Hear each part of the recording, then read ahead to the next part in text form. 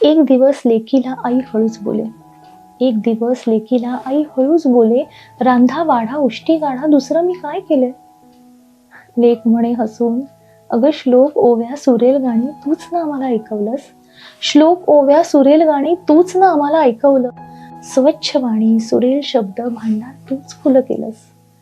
तुझा स्वयंपाक बघून बघून मलाही लागली गोडी, तुझा स्वयंपाक बघून बघून मलाही लागली गोडी. तुझ्यातली अन्नपूर्णा माझ्यातही आली थोडी. संस्कार वर्गात नाही आई जावं लागलं आम्हाला, संस्कार वर्गात नाही आई जावं लागलं आम्हाला. कसं बोलावं कसं वागावं तूच शिकवलंस ना आम्हाला.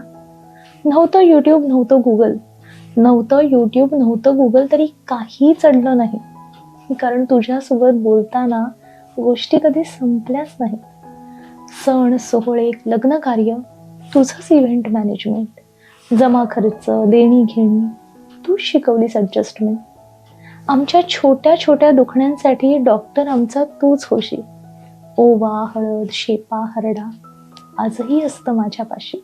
तुझी रांगोळी तुझं भरतकाम कलात्मकता शिकवून गेली. माहीत नाही कशी केव्हा सुंदरता या जीवनी आली. पै पाहुण्यात वाढलो आम्ही म्हणून कंटाळा आजही येत नाही. पै पाहुण्यात वाढलो म्हणून कंटाळा आजही येत नाही. माणसं जोडण्याची कला जणू जगण्याचाच भाग होईल. तरी आई आता असं का गं म्हणतेस, आयुष्यात मी काय केलं. तरी आई आता असं का म्हणतेस, आयुष्यात मी काय केलं. तुझ्याशिवाय का गं आई माझ्यातल्या कळीचं फूल झालं. तुझ्याशिवाय का गं आई माझ्यातल्या कळीचं फूल झालं. किती गोड कविता आहे. माय लेकीचा किती गोड असा संवाद. आपल्या आईबरोबरच्या आपल्या सगळ्या गोड आठवणींची मनात अगदी दाटी होते नाही का. कविता आवडली असेल तर तुमच्या मित्रपरिवारासोबत नक्की शेअर करा.